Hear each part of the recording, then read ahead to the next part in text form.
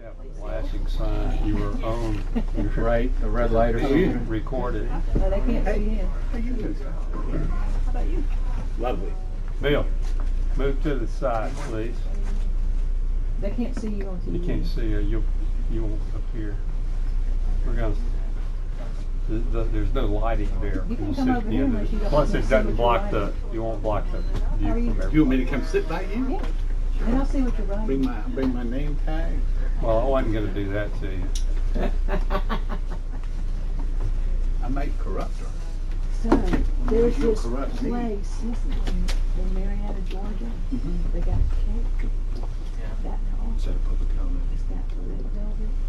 Or should I save that for tomorrow? No, bring it up. We'll go into executive session. Until the board, I'll take a picture. keep that. I think it might be. I just want to, I think we talk about executive session tomorrow. Tomorrow. Because I would send you. Correct. I have. Well, we can talk You about had a birthday, executive you have a session good here. cake? Okay. No? All right. No, because I'd eat it. It's like wine at my house, if you open it. We ready to go? Yeah, ready to Ms. go. Freeman? Yes, sir. Macy, are we good?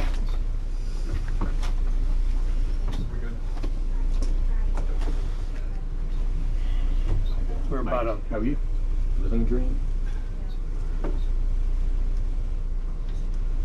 Is that good or bad? It's good. It's good to live a I mean, dream. kind of has all kinds of dreams, right?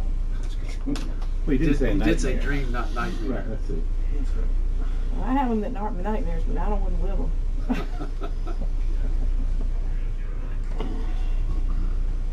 Yes, sir. We're clear. all right, we'll call the meeting, will come to order for the Patriots Point Development Committee. First item is the approval of the agenda. Are there any changes to the agenda? The only thing I'll point out is item D should be MOH option extension, not lease extension. That's my fault. I told Jessica the wrong thing there, or Mike, or both. Any other, if not, if there are no changes, those will be, we'll accept them as approved. The previous minutes, you've gotten the minutes sent earlier. Any changes to those? Hearing none, if there are no objections, those will stand approved as presented. Chris, marketing. Yes, sir. Well, thank you for asking me to present. There's quite a bit to talk about. A lot of good things and a lot of challenges that lie ahead, but I think we're headed in the right direction. So that everybody is clear, I think we're all pretty certain of these dates, but I always like to start off to show where we've been so everybody understands where we're at. And last year, this is kind of the trend of how we went. March 16th, that's when, because of COVID, we closed our camp and education in-person programs. And then quickly followed by closing the public, and then our staff reduction, and then we opened back in May 15th. So as we go through, the comparisons are a little bit hard to do because halfway through March, everything closed. And so when you look over year numbers, it's really misleading because it's 1,000,000% increase or whatever it is. So we're going back to 2019 when we look at comparisons. Changes to the team. Our department is really 3 departments in one. Each department used to be on its own, and right now it's communications, marketing, and ticketing are all together. There's 8 full-time positions and 17 temporary back in March of 2020 for 25 people to cover those 3 sections of the museum. Right now we have 8 people to cover all 3 of those sections, and that includes the part-times in the ticketing booth, which I'll get into right now. So we have 6 full-time positions filled right now with 2 temporary staff members for a total staff of 8 people across 3 segments. Our major staffing problems are, without a doubt, our ticket booth. It's a major problem. Ticket booth staff positions, there's 6 part-time positions, 1 point of sales manager, and then there's a system administrator, a temporary full-time position. Right now, just last week, our point of sales manager left for another position elsewhere. And so we are left with 1 part-time employee in that full-time system administrator position to fill 155 hours of manpower on 3 ticket booths. So there's 2 windows and a turnaround. So we've listed the positions. We're not getting any people apply, and when we do get one or two, and we've offered them a job, they turn around and say, "Oh, I talked to my whatever, and I don't want to work on the weekends," or "I can't work this day." They're very unreliable, and it's a major problem. So we've got when Heather left. It was kind of a joke. I started calling it a major crisis, and it was. We had all hands-on meeting, and everybody in our department has gone through training and has been supplemented by Jess in the ticket booth too. So my 8 people are all cross-trained to work the ticket booth, and we're sharing shifts. And on top of that, I went to a staffing agency, and because of the problem of getting people in and training them only for them to leave, the staffing agency, really, which was Mike's idea, was a great way to go, because we can bring them in. If they don't work, we tell them to bring somebody else the next time, and they won't work or they wouldn't be with the staffing agency. And so in doing so, we started 2 weeks ago to train them, and right now, as we speak right now, there's 2 people from a staffing agency that are in our ticket booth selling tickets. And they're doing pretty well. A lot of them are backgrounds in like Walmart or McDonald's, and they're picking up the ticketing system fast, but it's the little thit's about tour times or the background history of the Laffy, and it's kind of like letting a neighbor that moved in borrow your fancy car. It's a little bit scary to have them in there, especially without oversight, but there's just not enough manpower to do it.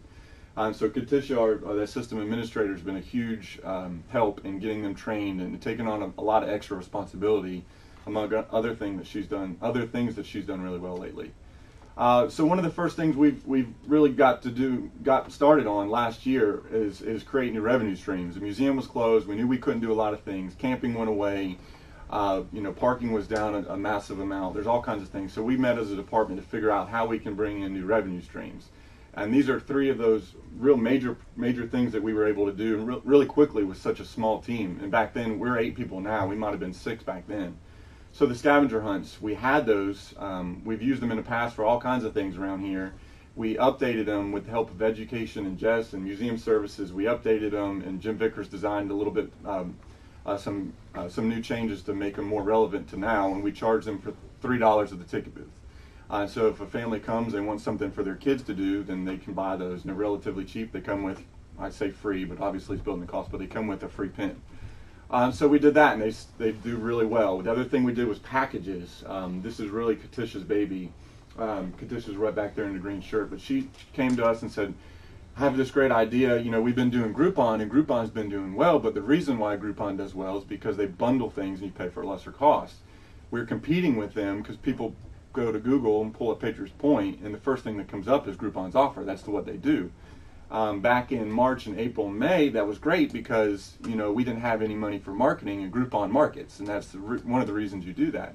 But we started to see that we're competing with them, and so what we did is to a lesser extent create our own discount package system. And Katisha, you want to talk about it a little bit about the kinds of packages? Yeah. So we know we're family oriented. I'll pull this down for a second. That we're family oriented, so there's going to be a minimum of 2 to 4 people in every single transaction, and how to make that so that they're forced almost to spend X number of dollars. So what we did is we created 2 different package options: the all aboard package and then the memory maker. The main difference between the 2, one includes a souvenir photo, the other does not. And we've learned that the all aboard package that does not include the souvenir photo has done much better than the other one.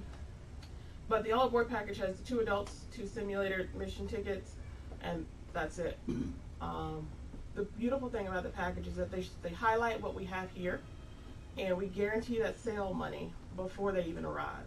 We're not just waiting for them to show up day of to say, "Oh, let's upsell you on this." Now all the upsellings happen when they're doing their planning of their trips.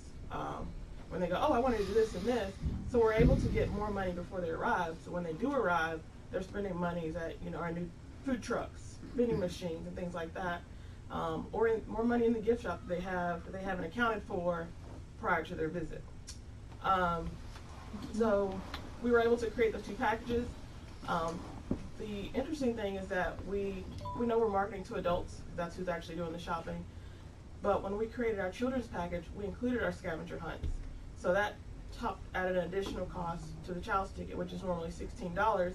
We've now increased the price of the child's admission from $16 to about $21.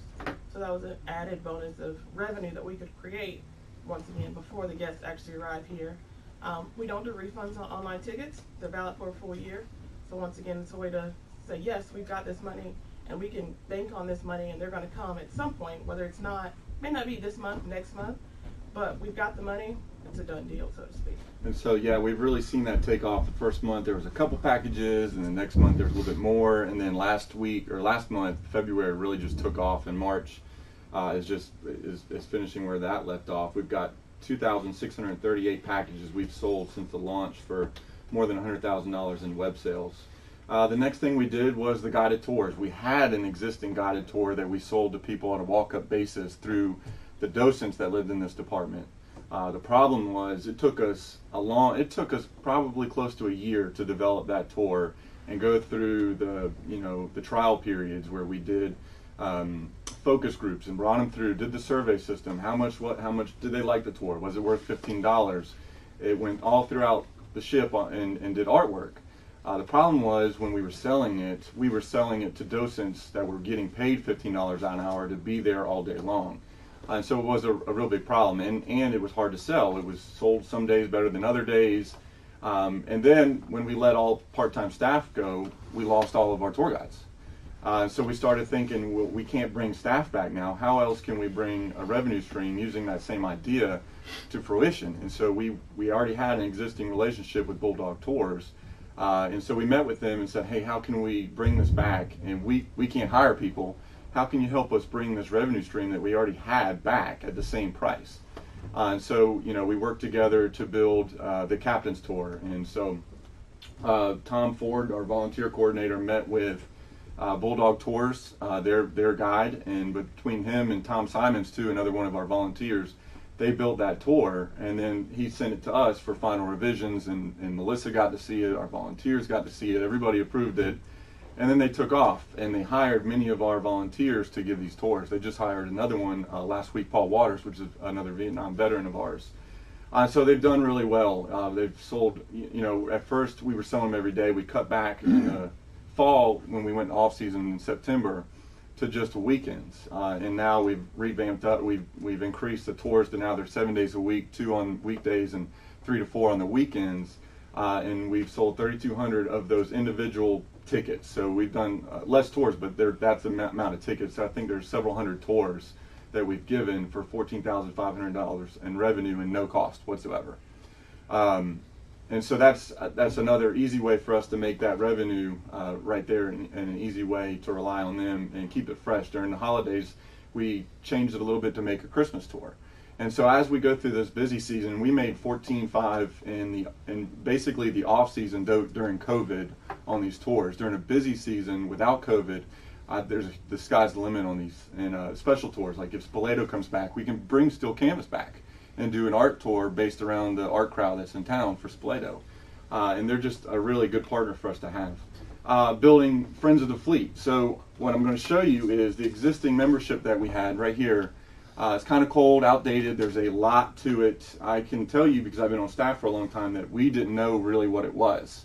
There's so many different options to it to sell. And at first it was through the foundation for many years. And then about a year ago, we realized that it needed to be sold through Patriots Point. We updated it, but there was a lot less. There's so many things to choose. People would come in and they'd be like, well, what do we need? And you look through all the different levels. There's 6 different price points for this, which was very difficult, and especially with the staff turnover, nobody knew, and you can't do that at the ticket window. It's very cumbersome. So we simplified it, and the other thing was the sale process had to send somebody from the ticket booth, and one of the ways was over to admin, and Crystal Davis, who worked at the desk there, would go through everything with them. It was very hard to make a sale. So we tried to streamline it and make it fresh and new, and that's what we did. We brought it to staff. We had a few ideas for the name. We came up with Friends of the Fleet, which I'll give Tom Ford credit. Tom, it was his idea for Friends of the Fleet. We voted on it at Christmas or Thanksgiving party. All staff got to choose whichever name that they liked best. So we had staff buy-in around it, which was really good. But basically, we made it a very simple price point, $69 a year for a pass holder that can bring somebody with them every time. And we called all of our existing members and really asked them. We just gave them a simple survey. What are you guys looking? What is it, if we launch this, would you buy one? And most of them said, yeah, we'd buy that right away. And we've seen that. Our goal at the prime of the membership, we had around 200 people that were members. Our goal was to sell 62 of these by the end of the fiscal year for, I think, over $5,000 of revenue. Starting in March. Starting in March was a big thing. I'm getting ahead of my skis here. And so our goal was to sell 62 for $4,278 in revenue, which would be a 50% increase to the same amount of sales that membership had.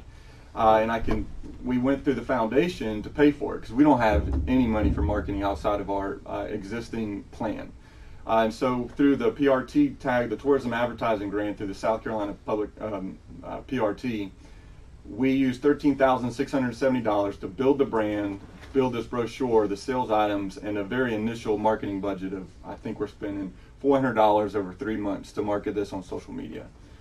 So what we've done is we did a soft launch at the end of February. In March, we sold 3 during that soft launch for $177. March, we sold 63, and in April so far, we've sold 22. And so we're at 88 passes for $5,772 of revenue in just over a month and a half. And so I think that the sky's the limit for this too, but we have to take a very controlled approach because there's a lot of customer service built into it. If somebody gets a pass, Kevin Sutton, who just walked in, he's in the back, he's our group sales manager, calls them and says, hey, thank you for supporting us. I want to make sure I have your information right. He puts it in, and we send them this very involved packet that's great. It comes with a letter that explains what it is they have. They have this pass itself. On the back is their information for them to scan. It comes with a brochure, information about our museum, all of that. So they feel very much involved. And obviously, this is a locals type of sales product, and so I think it helps us get word about this museum out to more locals than ever before. And as people come in, they can use these passes. The other thing is we had an idea of designing this towards not only being an annual pass, but supporting the museum. In the beginning of the brochure for Friends of the Fleet, which Mike passed down there, is a letter from the volunteer department. And basically from them to the pass holder, thanking them for supporting us and the value that comes in this pass. And so until we get a little bit more staff help, we're trying not to get too far ahead of ourselves, and because we have to print those passes and do the touch points. So coming soon, we'll be hiring some extra positions as approved by Mike's plan that he sent out to support the sales needs in this pass. But I think that if we put a little bit more money behind the marketing, it'll sell even better. Next thing we did was try to find revenue through our, we lost some revenue when the catering contract ended. The next question is, what are we going to do now? And you heard us talk a lot about the potential in food trucks.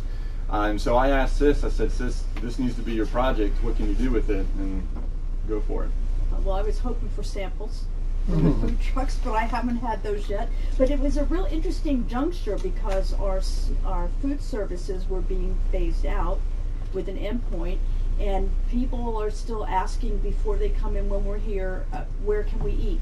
Is there not a snack bar anymore? Is there not a cafe? So it's a really interesting juncture.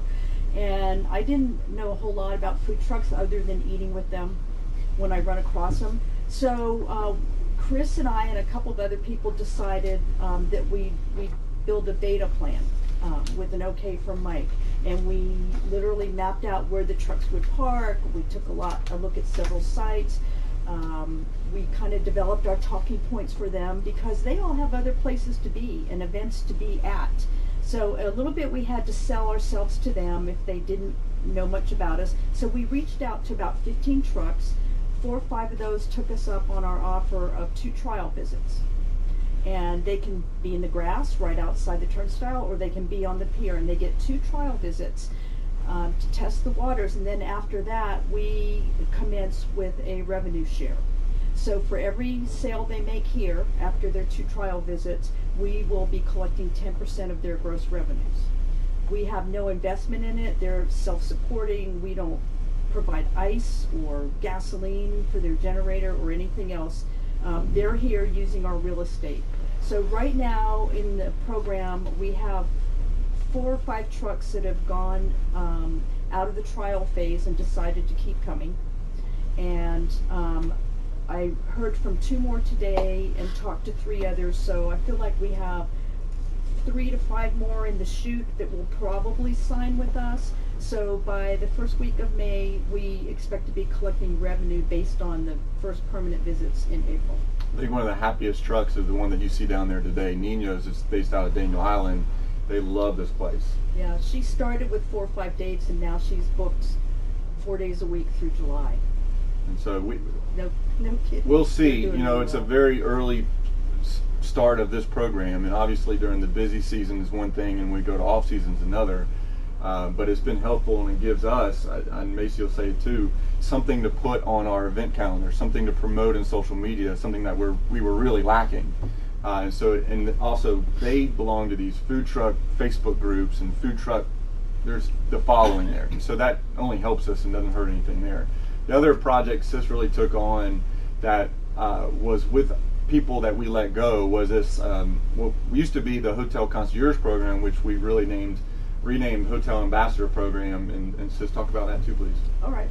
I came back, I guess December, almost 2 years ago, and because of staff, lack of time, and some other things, the return on our hotel coupons coming back to us had just been decreasing over the months and the last couple of years. So I committed to Chris, I'm going to make this work.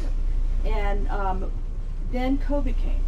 So coupon returns from our hotel friends, and we had a list of about 100 that were being visited semi-regularly, came to a grinding halt. When we reopened, we all started giving it more attention, but we didn't have the volunteers calling on the hotels any longer because of COVID, very valid COVID anxieties. So what we have been doing is focusing mostly on a core group of hotels that are giving us the highest returns, and there's some campgrounds in there too, a couple of B&Bs, and the coupons were trickling in July and August, steadily coming back at about 50 to maybe 70 coupons a month. But with the return of tourism, we're seeing 2 to 3 times that in return each month. And I'm going to try to go off memory, but I would say, oh, thank you, Chris. Since fall, we've made, just on the ticket sales, including a $3 discount on regular admission, almost $21,000. So it just needs some TLC. And that doesn't and some reflect the attention. price change. The $21 is before we change the price. And the last thing I'll say is I think we have the right restaurant partners right now, because the incentive for the hotel or campground desk staff or concierge staff is that after we get 20 coupons back, they get a $20 gift certificate to a restaurant of their choice. And we have 5 for them to choose from. I think that was the hardest thing you did, So- was getting our partners. And Charleston Sports Pub is one of them, which is like that group of people. That's one of their favorite restaurants. So they're working for meals, and they're sending a lot of people our way. Next is the marketing, the winter holiday marketing grant that we got from Charleston County. We repurposed the money that was set aside for the dog tag memorial, and I don't think there could have been a better decision on what to do. Obviously, we'd all want a memorial, but in where we were in the fall, in the Christmas period, this money couldn't have been spent better.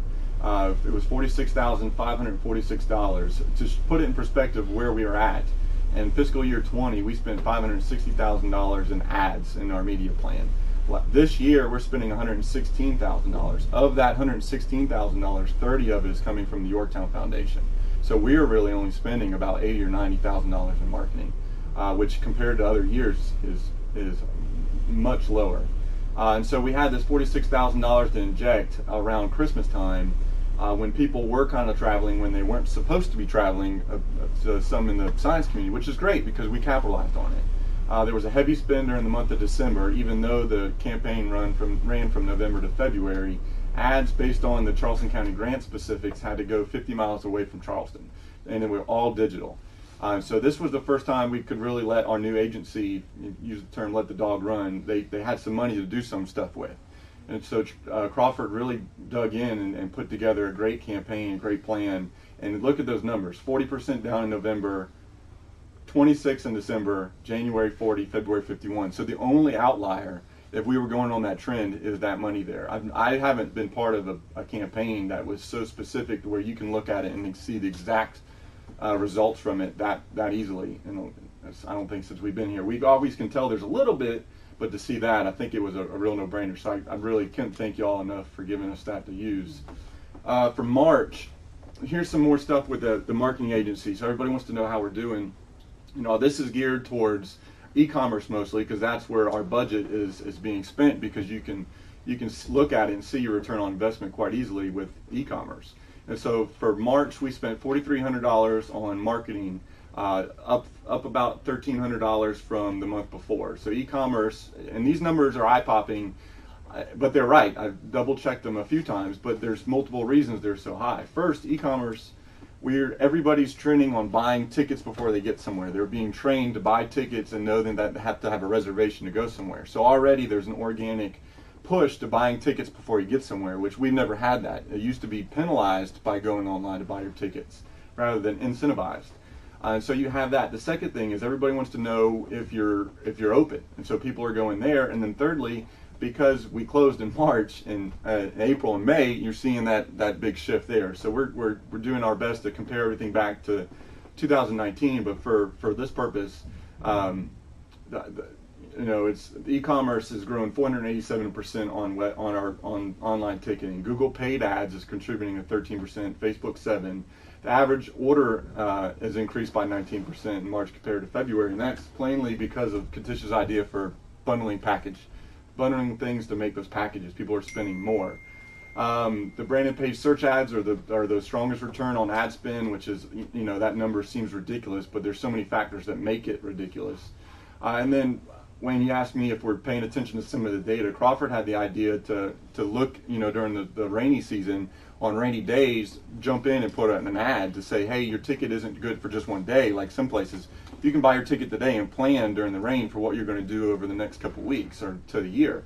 And so that really took off. They did a sort of a branding approach to that before they really started putting money behind the actual transactions for that. So the paid search, ads had 1,000% return on ad spend, and the standard for something like that is around 300 to 400%. And again, we had some other things that launched during the same period that helped increase these numbers. The Friends of the Fleet campaign launched, and that by no means is a big spender, maybe a couple $100, which is almost nothing in the world of online advertising. But we're seeing a return on that. 65% of our online e-commerce revenue is coming from transactions on mobile devices, which is interesting. People are doing it on the go. And South Carolina is the largest driver. Charlotte is our #1 city. Atlanta second. Charleston #3. If you bundle Charleston and you put Charleston, Somerville, Myrtle, or Mount Pleasant, I'm sure that would jump up. But when we were doing the tourism grant back in December, and everything had to be outside of 50 miles, North Carolina, I think, was our strongest driver of revenue. Over to the right, you'll see some of the ads that are running. We tried to make sure that we incorporated masks. We incorporated different kinds of families, different cultures, different races. And then you've got the annual pass right there and the stuff we've been doing there. Some quick stats, 3.7% is our conversion rate online. 4.4 is the tickets per transaction. That's up a whole ticket from February into March. Our order value is down $3, and that's simply, this looks red like it's bad, but it's a great thing. Think about it. When we had camping, those packages were very expensive. So you take camping away, the average order goes down drastically, but yet we're only $3.58 away, and that's due to those packages again. The transactions for the website for our 2000, we've made $149,385 in March on online revenue. I had to call the agency again and make sure that wasn't for the year, and we get back to put it in perspective. In 2019 in March, we had $25,000 of revenue based through our website, and so that really shows you the trend of people buying in advance online to see what's going on in each individual attraction and why the messaging online is so important. I think that we will see a change as the masks start to come off and the restrictions lifted. We may see a fall a little bit. But we'll see where that goes over the next couple months. For the sales sources, 65% of all online sales comes organically through people going to Patriots Point through Google. paid of that is 12%, 6.5% is Facebook ads, and direct traffic straight to patriotspoint.org without any search is 17, almost 18%. Quick update for those revenue streams. We've sold 258 after-school packages for $3,000. Again, this is more of a community service than it is a revenue source. 88 Friends of the Fleets for over $6,000. That says 2 weeks. It should say 2 months. 3,200 tours have created more than $14,000 of revenue for the Captain's Tour, and we've sold 2,638 web packages for more than $100,000. Some new creative. We're advertising in the mountains now. You know, I took this picture. I thought it was cool. Instead of just the graphic of the billboard, I put it on that stand. But this is what our new billboard up in Murrells Inlet looks like. We're repurposing it or resizing it to change the one that's in Columbia on the way down, or that you pass through on the way down from Columbia. And then the reason why the one on I-26 as you get to the bridge hasn't changed is because we were trying to work with the Battery to do a combination for the start of their season to where we can split the cost of that expensive billboard and do kind of a dual messaging. But they've dragged their feet, and it's time for us to change that. So I think that we're going to spend some more of the foundation money to update our look right there on 26. And so I can't say enough about how much the foundation has really come in and helped us and when we need it the most. People are ready to travel again. If you look at this graph, and it really, I couldn't paint a better picture of the ups and downs of the last year and where we stand right now, as people are ready to travel and the ones that are scared are falling quickly. And that's obviously because of the vaccine. In March 2019, in March 2019, we had 33,000 people. Last year we closed halfway through the month, had 11,000, and right now we're up at 24,000. So in February, in comparison to 2019, we were down 39%. In March, we're down 28%. So you see that trend, and in Royce's revenue reports, you see that we're going the right way, but there's still a long way to go, and we know that things could change any day. The spring break crowd was great, but that was an anomaly. We'll see how this plays out. But the idea is to be efficient and spend money that you can pull back and adjust on the fly. So that's kind of where we're going. Another thing that we've been trying to do is bring something new. Again, we don't have the on-campus events, if you will. We couldn't have a gathering because of COVID. We can't have a lot of people in one spot. So what can we do to stay relevant is kind of push some of the projects we're doing. And so, you know, it helps us marry the Yorktown Foundation by giving, creating these projects that give us something to do that are no cost, and we can raise money and build a community online, and people are liking it. We did the Pry Fly. Our goal was to raise $15,000 for the PBR. Allison's report, you'll hear that we raised over $20,000. None of that simply through Facebook campaign. I think, Susan, you donated. Thank you. So those are all good things that we're trying to do. And coming soon, we have, if I can ever get myself out of the ticket booth, we're going to start strategic planning for fiscal year 22. We got to hire a point of sales manager. We got to rebuild that ticketing team from the ground up. We got to hire a group sales camping specialist. And there's probably 2 or 3 other positions that aren't on here that are very time consuming. But that's what we're working through. Recently we held a Vietnam Veterans Day event, and normally we do a ceremony. We weren't able to do it, but we did offer the free admission for veterans. And we had more than 20 different hits on local television stations, and it gave us some promotion of things we're doing or trying to do for veterans again. So that was great and fresh. It was enjoyable to do something like that again. And so we had more than 20 hits and $4,200 of earned media on TV.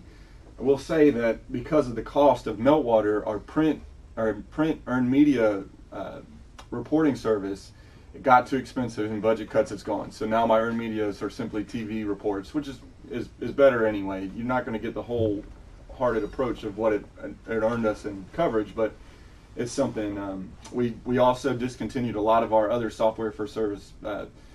Bill knows all about our issues with Bitly.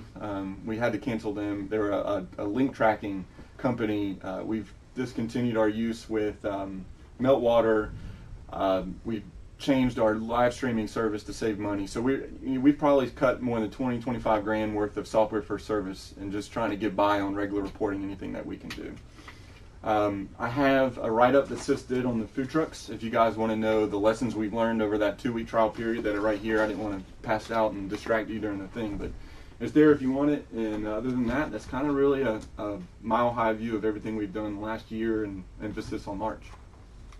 That's great. That's Thank you. excellent. That is good stuff. Thanks for putting that together for us. I think it's excellent. We didn't, some of those things we didn't know. Maybe some of my questions are here. Are you limiting just one food truck per day, or are you going to allow We're more? What? aiming for a maximum of 2 non-competing food trucks each day to try to give them a chance to make as much money as they can. And if they have lines or we see the need, we can add. Do you have any idea how they did in their trials? All but one, we've had probably 10 different trucks trial. The most successful story seems to be the ice cream truck. $500 or $600 a day is good for her. During spring break, her days were 700 and change, and she had one day at $935 for ice cream and popsicles and So she was a happy camper. ice cream sandwich. Right. They're very happy. She's the one who's booked all the way through the end of July. But the Dizzy Lamb, that's a real name. She's still out there? They're coming. Yeah, she's out there. Dizzy Lamb. They are all doing well enough, except for one. They didn't give me a reason. Said we were there. Maybe we'll come back. But the others are repeating or signing. Great. I should have mentioned too, I know y'all have seen it in emails, but the new member of our staff, although we've lost so many, Macy Reckner's here. She's the new public information officer. You see her today, you won't see her next month or the month after, but she's here because she's bringing a new one into her family. So Macy, anything you want to say? No, just nice to be here. Nice to meet everybody. Welcome. Thank you. Okay. Any other comments, questions about? So, when we got the money to help us put the reserve back from all the hits and everything, can we not borrow on that money to do, to like $50,000 out of that? Isn't that what it's for? You're talking about the like the money that was reused from the claim or to whatever it was, yeah. I think it was supposed to just help us get through. Can we? Oh, you mean borrow? Well, we don't have to borrow. It was free to be operational dollars. Right, instead of making y'all. What I'm going to suggest, we'll get into this in the next couple of months as we do the planning, is kind of have a strategic approach to where we look at the revenues of everything but not the lease revenue and things like that are out of control, and take 5% of that to put together a marketing campaign. So as things increase, we can increase spending correlated to that and kind of stick around that budget. And so I think that you'll see a request to increase some of our marketing spend in a way that will benefit us the most, but that way we definitely need to increase it. As you can see in December, it definitely helps. But I want it to be tied to something so that we can be efficient, pull back, and not do a whole lot of print and things that are upfront costs that you can't. We've learned that it's not as necessary as it used to be to do those things, and then put it where we think it can do more. But yeah, Susan, I absolutely plan to ask for. Well, and I think that it's not just in marketing dollars, but a lot of other things as Yes, sir. To get more people working. Because what you've done is basically an investment. Oh, look at the absolutely. return. Yeah, absolutely. It definitely is. In camping, if y'all seen what Crawford did with Friends of the Fleet, we're really excited to see. We're going to do not only a launch of camping, obviously when it comes back, but a rebrand, a refresh. Everything will look like fresher, cleaner, happy. A rebrand of camping. Yes, sir, of camping. Camping. And so, we've got quotes and things to put together for that spin that we'll use probably some of the foundation money for again. But it's just so great to be able to take that money from them outside of our regular marketing and then create a program with it. It's been really helpful. So will you use profits to reimburse them? No, for no, other ma'am. There's things? we don't reimburse them whatsoever. That the profit we make off of those programs that we use that money for goes straight into our revenue stream. It's a right grant. in- It's Oh, it's a grant. Oh, you funded. still talking about the. Yeah, okay. yeah, right. So, yeah, it's worked out great. Right. Also for staff morale too. There's so many things happening that we're sticking people that are working for 40 years outside of a ticket booth, in a ticket booth, and to be able to take from time to time, take them out to lunch or do something that we can't do as a state agency, but the foundation can help us with. goes a long way in making sure people don't leave. We got to stop the bleeding at some point, make people happy, and really respect what they've been able to do and how they're helping and sacrificing in different ways. That's great. Right, right. Anything else on marketing? If not, Medal of Honor option,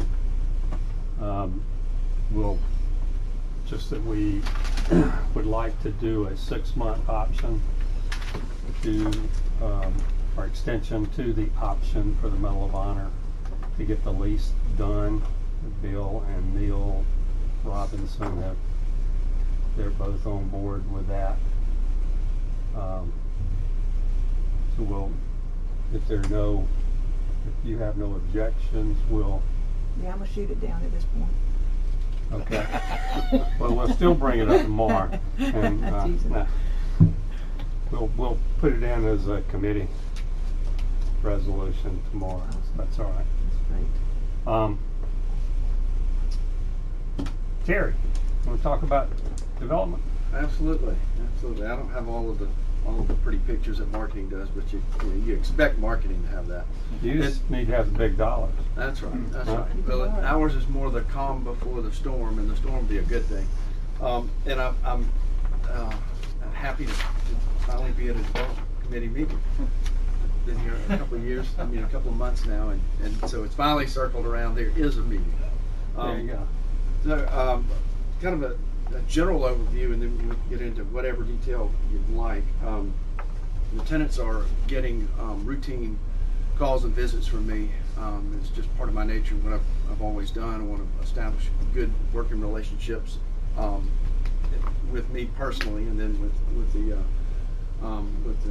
Patriots Point Development Authority. Just so every call is not about something that needs to be taken care of.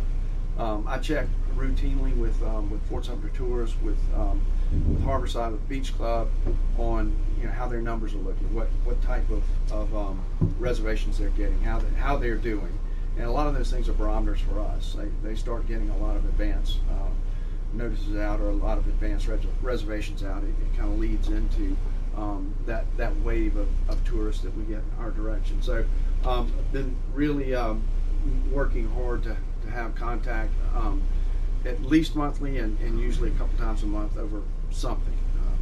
College of Charleston, was an ideal scenario.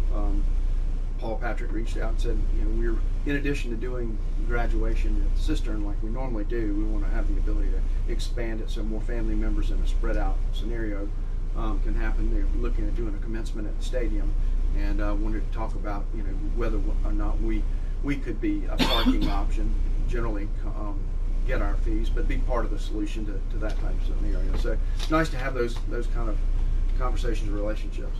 And it's a lot easier to make requests for things that are required, certificates of insurance, rents on time, that kind of thing. So rents are the tenants are well and on schedule. We have audited financials that will be coming in this month. We have the Ferry Wharf Cottages and Patriots Point Links are due most any time. Their accounts are finishing those up. We'll have audited financials from Great American Life on Harborside Marine and the Beach Club by the end of the month, and we'll roll through those. College of Charleston has a rental increase, 50% of CPI. That's effective April 1st. They'll pay that in their quarterly payment. And then we'll have the quarterly percentage rent true-ups against minimum base rent. That'll happen in April and May in the different scenarios. So those things are moving along. Kind of some updates for me to this committee anyway, on a variety of tenants and projects going along here. And like I said, we're in the development aspect a little more calm before the storm. A lot of things that are starting to position and line up and get done before actual hard work and construction starts and development begins. But all of those things being critical. With Patriots Annex, there is the zoning has been approved. The height restrictions have all been delineated on the 3 different steps through the town of Mount Pleasant to facilitate the overall plan that is mapped out in the conceptual master plan. So the process now is moving through to design the infrastructure, And that hinges on a couple of things with the annex. Basically, the DNR conservation easement portion of the property, and some of the property that is covered by the land water conservation funding. So the plan there is making figuring the route for the infrastructure to go that serves everything, and then rolling that plan into something then that can be submitted for review and approval. It takes a little while to do it, but it'll include, the drainage. It'll include water distribution. It'll include some of the utility lines as well. Looking at kind of a critical path, it's easements, plans, approval, and then construction. Looking at timing of these type things, there are a few processes that go along. Some go hand in hand. Town of Mount Pleasant and the Design Review Committee is typically a two-step process, and generally it's going to be more of a 8-month type scenario with submittals and reviews and those type things. At the same time, the process would be submitted with DHEC and OCRM for approvals that ultimately lead to a land disturbance permit, and that leads into the construction for the overall plan.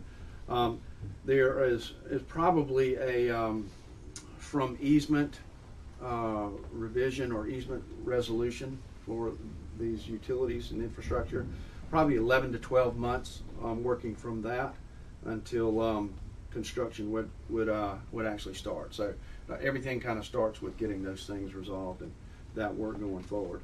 And the critical path then would be, the easement revision, 2 to 3 months in there. Town of Mount Pleasant approvals 8 months there, and then mobilization 1 to 2 months along that line. Patriots Point Links is another part of the plan that has a lot going on already. The Bennett Group has submitted a pre-application meeting request with the Army Corps of Engineers. And there have been some conversations, but the intention there is to take advantage of what may be some excess dredge, good dredge material that'll occur as part of the generating sand for the rebuilding of Crab Bank. Crab Bank's going to take about 650,000 cubic yards of material, and there's anticipated that the dredge will generate about 1 million cubic yards of material. So that excess will be either hauled off and dumped at a cost, or it could be pumped over to help with creating some of the landscape improvements and elevations at the golf course. So the intention is to try to utilize that. Bennett Hospitality has gotten a wetland, have gotten their wetlands established and gotten the critical line delineation from OCRM, and they'll be working to finish a design that they would then go through the submittal process to PPDA and to Town of Mount Pleasant. They would like to, if everything goes well, they would like to start prepping for soil containment on the site by October. Do that between October and November, and assuming that they can get the sand pump from OCRM, from the Corps of Engineers, they would roll that route. Otherwise, they'd go to a sand mine that's close proximity and have to go that route. But prep for containment October and November, and then if it's pumping or hauling, that happens between November and March, and then they start working in earnest to dewater the sand and start working on the course. The intention would be to keep the driving range open throughout, and make probably 9 holes available for the first 6 months, and then go from there. And the duration of that project is intended to be about 14 months. So that's kind of close on the horizon to move it through. All of these things are kind of interrelated, and they touch on things. One of the items I wanted to put on this report for discussion is the temporary office facilities for us. And really, you could probably look at a number of things, but I I kind of categorized options into 4 scenarios. One that has really kind of been, I think, researched and maybe beat up a little bit more than anything else is doing a true temporary facility and doing it with a modular type scenario. And there are good options that give you a good efficient look. They're quick to put together, and they have residual value at the end of the term. And the problem in my book is that we don't know what that term is, and temporary is a relative thing. It could be 2 years, it could be 10 years. And there are pros and cons for doing that. We've got a designated area, that's our employee parking space right now, that is about 1.4 acres of highland. That would be the designated spot to do anything. And just using general numbers, with probably a 15,000 square foot, not a 20,000 square foot building, it's going to be about a $2 million outlay. And that's got to be a grant, it's got to be a loan, it's got to be an appropriation, an allocation. Other than a grant that maybe doesn't have to be repaid, there's cash involved, and I don't know that the benefits are worth it. That site that would house that temporary office is designated as a site for a permanent building. That could be our building, could be a submarine science center, could be a couple of things, or a combination in one building, which would mean that temporary facility would have to be dismantled, moved again, and resurrected at a cost. I don't think that's a great expenditure when we look at trying to be very efficient, looking at things that make sense, utilizing our assets properly, and ultimately trying to preserve as much as we can at the bottom line to serve the mission of the museum. Another alternative would be to go off-site, off-campus. There is some vacancy right now in the office market. The office dynamics for users has changed somewhat. There are a lot of offices that are using virtual connectivity now. They got used to it through the pandemic, realized they could do it. So there are office spaces around. It would be kind of maybe a little more cumbersome move than doing something here, but not too difficult to move. The upside is you don't have the $2 million outlay. You've probably got space that could be made to work. Downsides are you lose some of the proximity. There's travel involved in getting the pieces of the staff together. You have to commit to some finite period of time, 2 to 3 years probably minimum. You do have a rent that does not have any offset. We don't have land to trade on campus. You do have cost of operations above that. You probably have rental increases as well. And so, and the location would be dependent on vacancy. Could be as close as Coleman Boulevard, but could be somewhere else within the town. So, it's an option. Again, it's not at the top of my list. A third option could be committing to a space in the first phase of the development for the annex. The first phase includes the Grand Hotel, if you will, Hotel Number 1, the avenue that comes down, the amphitheater, and it includes 2 strips of retail and service type office space.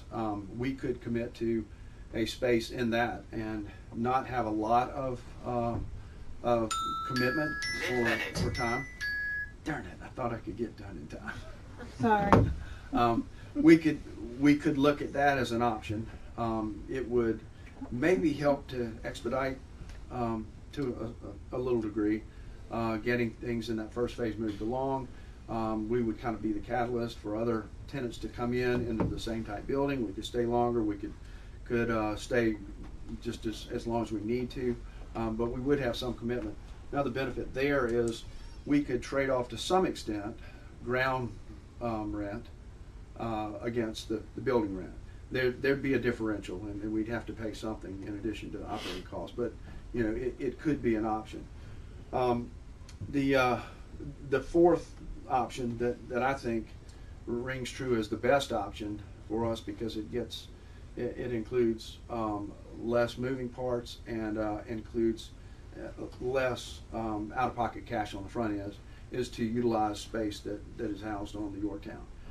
We've got a pretty substantial amount of office space and other use that's being in place right now that'll come back to us that I think could accommodate all of our staff needs that we currently have housed landside, and we could move that, you know, that function to the Yorktown with very little cost involved. A lot of the space is already set up from the standpoint of having IT and utilities and been refurbished, and other spaces would not take as much through operations to be able to do it. I think that could be really more of a logical solution. There wouldn't be a time frame involved in how long, you know, we could or could not use the space, and it would certainly avoid 2 moves. It would avoid cash outlays on the front end, and the operating cost here versus someone else's building would essentially be a wash. So those are kind of 4, you know, pockets of things that could be options for the temporary space. Kind of moving on to, you know, just a couple other items maybe of interest. The Great American Life arbitration is, I think now that COVID's passed and, you know, there was maybe some ducking or using cover, we'll move through in selecting arbitration attorneys to help with that process. Likely we'll need to or require an updated appraisal of land as part of that process that we'll have to look at, but that'll be developing more fully and moving along. The battery, as you know, has a license agreement with the College of Charleston for use of the stadium for its men's team, the Charleston Battery soccer team. And the new owner, Rob Salvatore, is a good, I think, a good neighbor and a good tenant. He fortunately and refreshingly said that he has no intention of moving that team from Patriots Point. There have been, you know, plenty of reports that ultimately this team would be moved to the Peninsula Charleston, but he doesn't have any intentions of doing that. Loves it here, and we do have a license agreement with him for parking. He has great ideas about working together and cross-selling our venues, our events, and has ideas for generating other revenues on that parking parcel that would generate additional rent for us. So good partner. They'll get their season started May the 14th, and their group has worked with Chris on some of the marketing ideas. We are.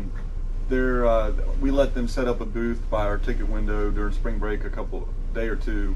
I told you about the billboard. They're going to do some light pole banners. We're going to do a swap to where obviously we can go to their games and sell our tickets too. But if you got a Patriots Point ticket and you take it to a Battery game, you get a discount. Take your Battery game ticket the next day to Patriots Point, you get a discount. You know, promotion on the field is just in kind. We paid for the sign, and they don't charge us anything to put it on there. So they, you know, they hired an event manager. Her name is Ashley, and she's really come in and done a good job. And we've changed the dynamic. Instead of them calling to sell something to us in marketing, it's what can we do to help each other, and so that neither one of us has to incur costs and we can help each other. Those are really the highlights of what's going on in the moving parts, the things that are not just kind of the stabilized leases and rents for right now. Gary, what's the time frame of us dealing with the office space, temporary space issue? You know, we still got, you talked a lot about office space, but we still got gift shop, we got admissions that can't move off site, can't move on ship, can't. In some recent to answer your first question, the timing, there's a notice provision, and I think ultimately it's about, and Bill can correct me if I'm wrong, but ultimately it's about 17 months. Yeah, well, yeah, I know that. What's our time frame? They gotta, you know, do we have any clue when they might ask us to move on? We don't. I kind of envision it may be within the next 12 months that we would be given notice, and that would kind of fall in line with their commencement of construction date is January 23rd, January right? 23. So 23, right? yeah. So if we back up from that, we could say we'll have September, October. We'll have it by that date. Yeah. You know, by 17 months. So we got less than 2 months, 2 years. 2 yes, years, right? Yes. And in recent meetings with Troy Miller, with Bennett Hospitality's group, and looking at how this infrastructure goes, and a lot of that is you can have some general ideas of where things go. Ultimately, you have to fine tune where some things connect and tie and flow. But in talking about sensitivity about the gift shop, having the gift shop on board doesn't make an awful lot of sense. It needs to be on the way out. It needs to be close to the tick booth. And he believes that they can work around largely preserving the gift shop in that location at the pier head.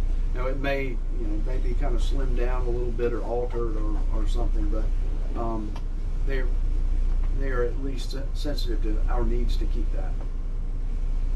Are they still planning to put the construction road through the Vietnam exhibit?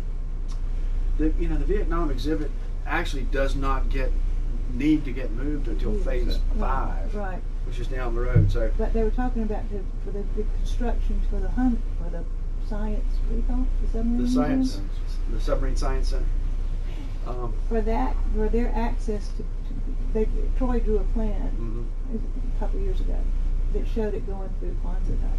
Yeah, and it wouldn't need to. And their first phase is going to be infrastructure, hotel, and actually, if you can see it from here, if you're looking at the annex property, the first phase would actually not have to include this building. Right. The first phase would include their hotel, right, the avenue, the retail, and service office. But and the not knowing theater. when that submarine building. Right, and that's coming That unknown. was the concern, to get the trucks from there to there. Right.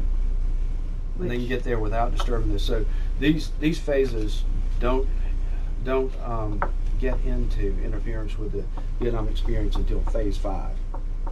And that last phase would be the last. Is it still the case that he would clear cut everything all at once for the whole thing, to put in the plumbing and all that stuff?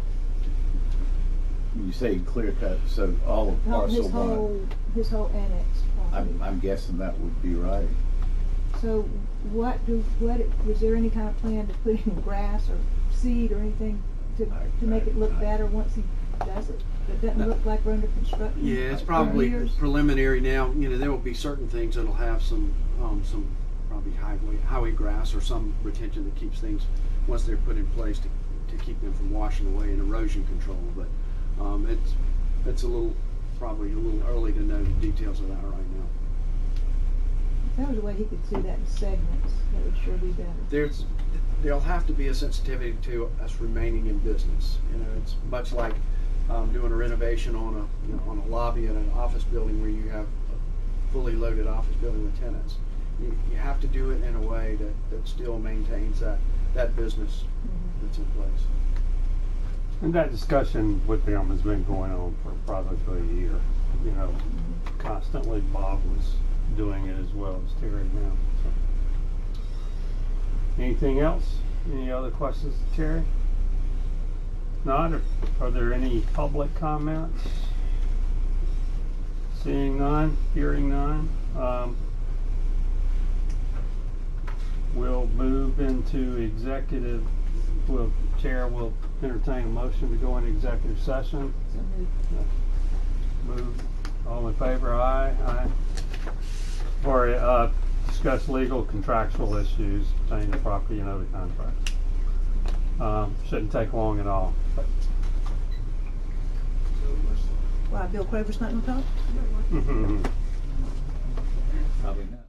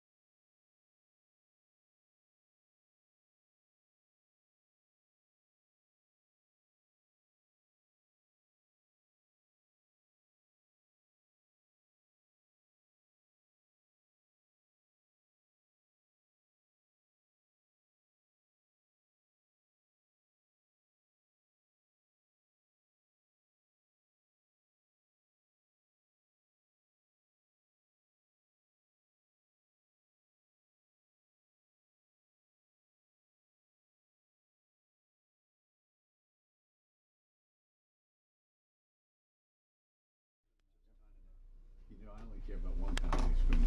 Free? Good. Oh, So we're streaming. Okay, we're back in open session. There were no decisions made, no votes taken in executive session. If there's nothing else to come before the committee, we'll stand adjourned. Thank you. All right.